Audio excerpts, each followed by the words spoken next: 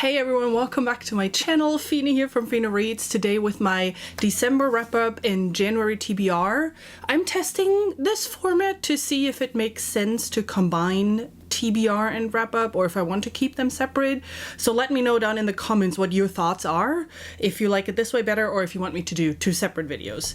Either way, this month I'm doing it combined because in January we will have a bunch of 2022 recap videos, stats, best books, you know, like that kind of stuff.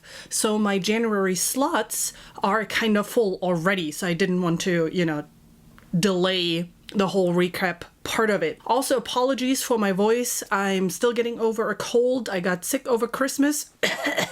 As you can hear, I lost my voice for a couple of days and now I'm kind of back already, although it's jumping every now and then, so enjoy that.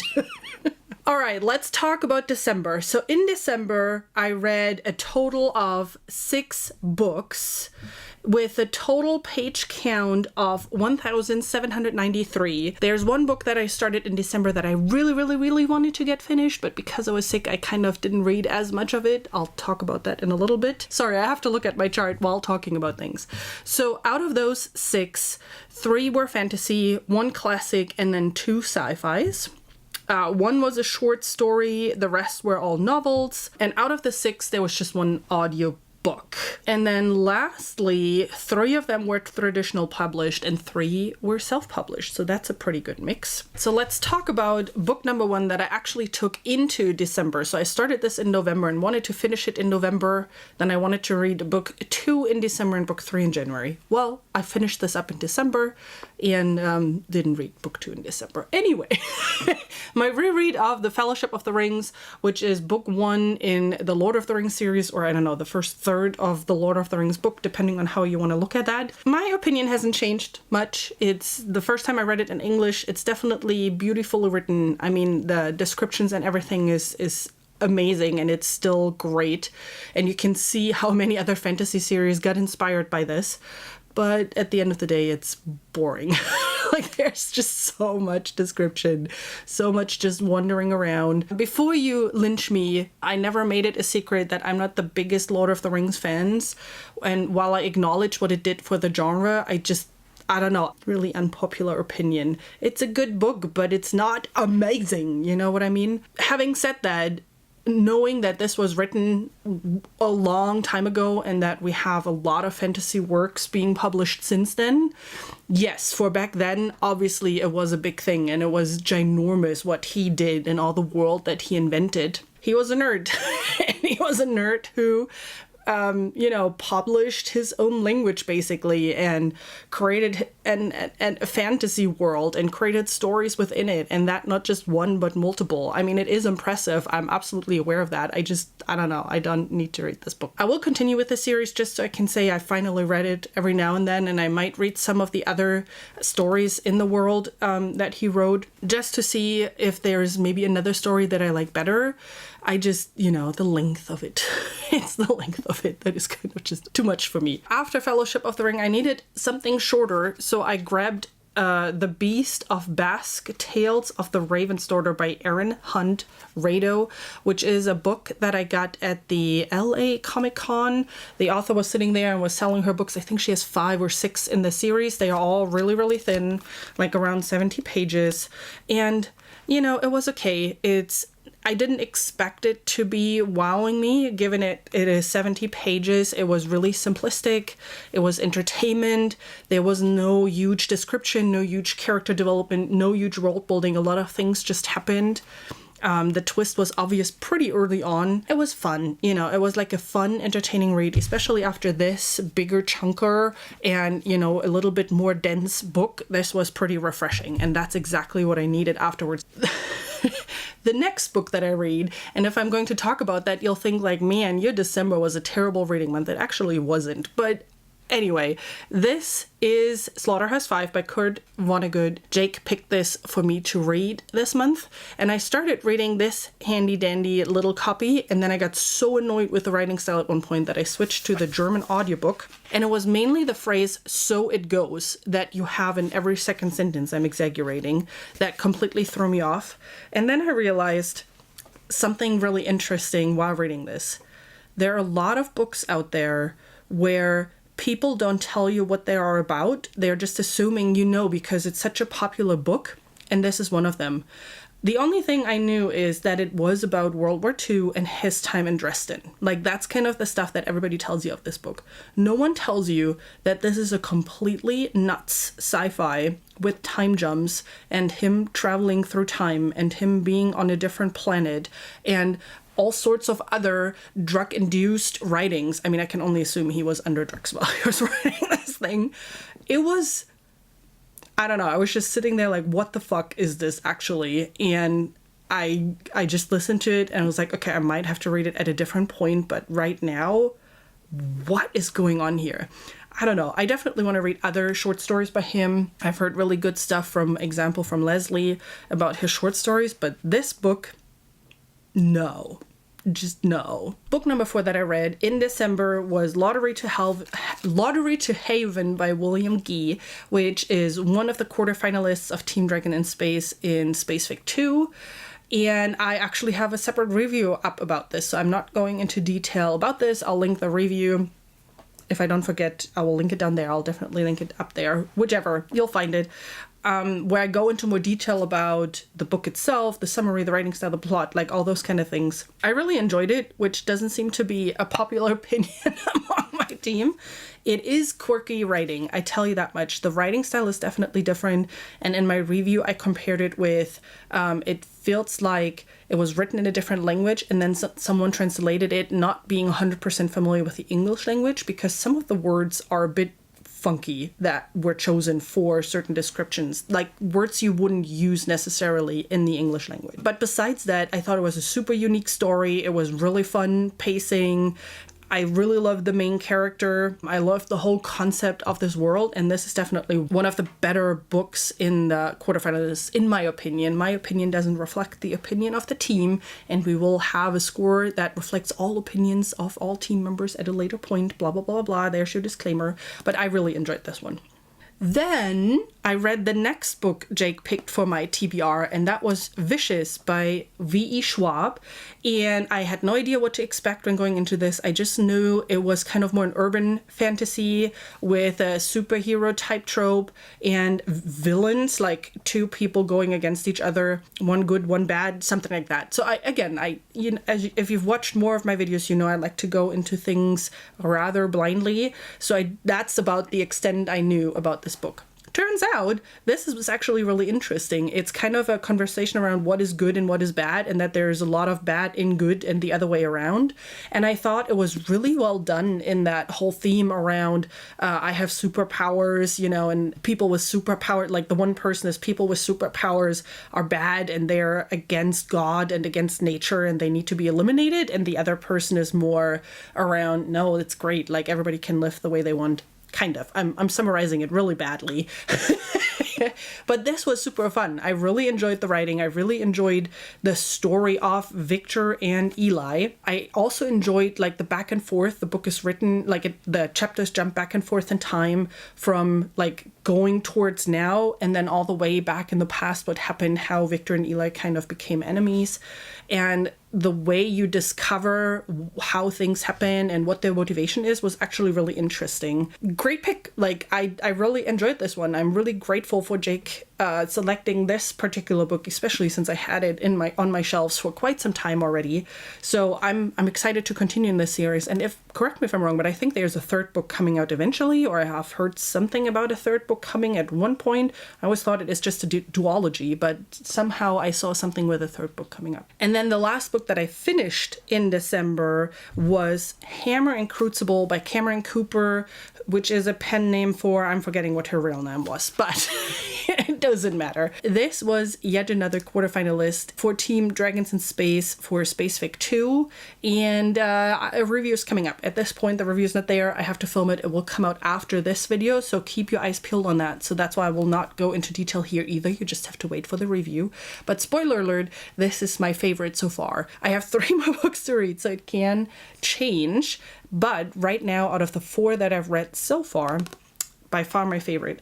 This was a super entertaining story about a grandmother and her granddaughter following the death of their son/father, which is kind of something went wrong there. Something was not okay with his death. They're discovering a conspiracy surrounding their son/father. It's going to be awkward in the review. I already know that.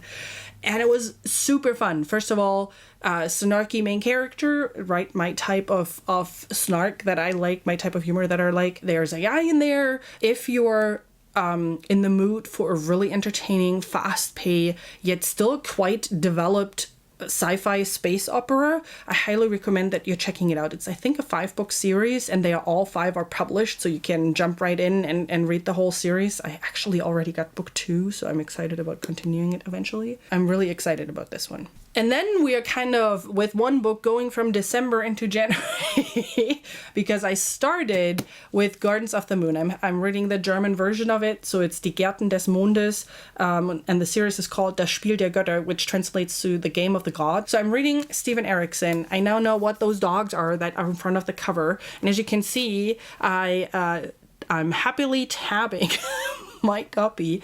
I am loving this. I'm really enjoying this. I mean, I understand certain points of why people are saying just be aware that this is confusing and you just have to kind of jump in, but it's not that complicated that everybody makes it sound. Seriously, no. Just grab the book. It's an amazing epic fantasy series. There are some super interesting characters here. The magic system is incredibly fascinating.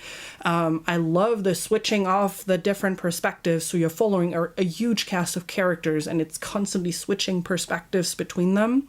That might be a bit confusing, but you get the hang of it pretty quickly, I find. And it's amazing. So this is what I read over Christmas, which is why it's taken me a bit longer, because they were just a couple of days where I could read like 2 pages and then I was like, what's happening? I don't know.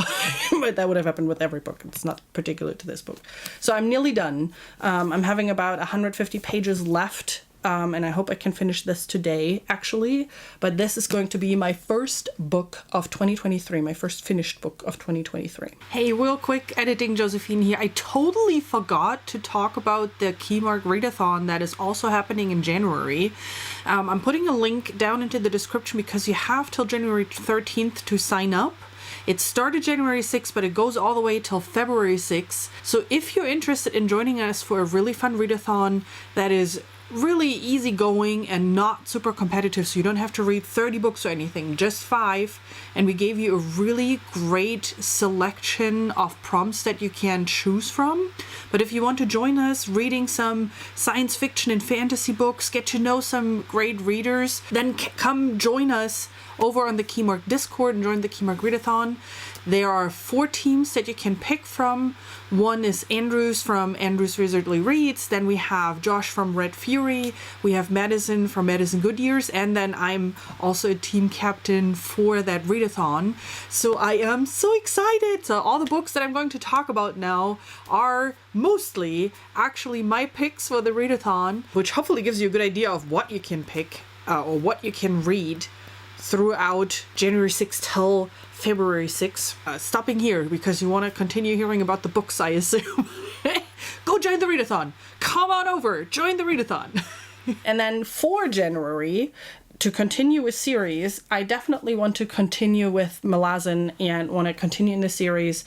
So I will definitely pick up book 2. Since I am reading the German version, starting now, they split the books. So Dead House Gates is 2 books. I'm only holding the first part of it up here, which I definitely want to read. I know there are several read-alongs going on where they are reading Dead House Gates completely in January. I at least want to attempt the first half of it. I'll see if I have enough time for the second half of Dead House Gates as well in January, because you'll see I have a couple of chunkers on my TBR.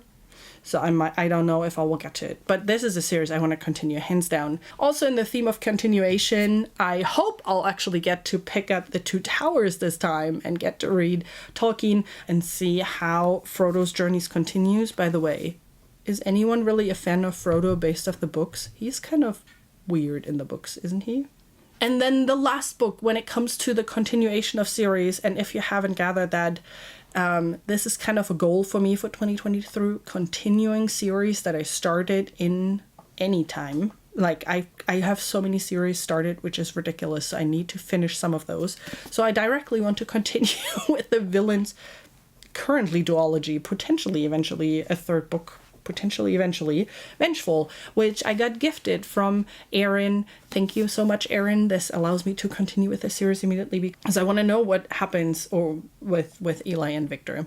What I find interesting, and I'm curious to see how I will feel, this duology seems to be like either you're a fan of Vengeful or you're a fan of Vicious. Like, there doesn't seem to be a mix between the two. You're either like one book or you like the other. Since I liked Vicious a lot, I hope I still like Vengeful, and this wasn't kind of a total dud then. But anyway, I'm continuing to read that. If you've read those two books, which one is your favorite? And then we're jumping into the rest of the quarterfinalists for Spacefic, because we have to have them finished out by the end of January. So I have left Bloodlines by Peter Hardock, which is sci-fi fantasy mix. So it is in the future, it is a sci-fi book, but the main character has magical abilities or has access to magical abilities. And it sounds more like a thriller type sci-fi, but then with magical elements. Anyway, I'm super excited about this one. I'm really, really curious. I also got the audiobook, and I've heard good things about the audiobook themselves, so I hope I can read, interchangeably, read the book, listen to the audiobook. Yes, so that is one. Then the other one is Ayestus, which is the chunker of our quarterfinalists. I'm a bit intimidated by this one, especially since book 2 is as chunky. But I'm also really excited. So Ayestus is a dystopian sci-fi, and when I read the first 10-20%, I was really impressed by the atmosphere that she built. So it starts out with the people are living underground. I'm not 100% sure yet what happened above the ground, but something happened so that people can't live up there. There are, I think, big creatures that are living up there that don't allow you to be up there, at least at night. So people live underground, and just the atmosphere that she built in this first 10-20%, I was super excited about that. And I'm really interested in seeing how that continues and how she is leveraging this atmosphere throughout the series. And the last one for January is The Derelict by Mark Aul, which is a sci-fi horror book. This is nice and short, so I'm glad that I have something shorter on my on my TBR, because I have no idea how I'm going to get through all of those in January. So this is set in the middle of space. There is a group of astronauts who are going through space. They're on a mission on something. I forgot what it was, but it was explained in the first part of it. But then they're finding an empty ship, a derelict. It seems to be abandoned, and they're making the decision to board that ship.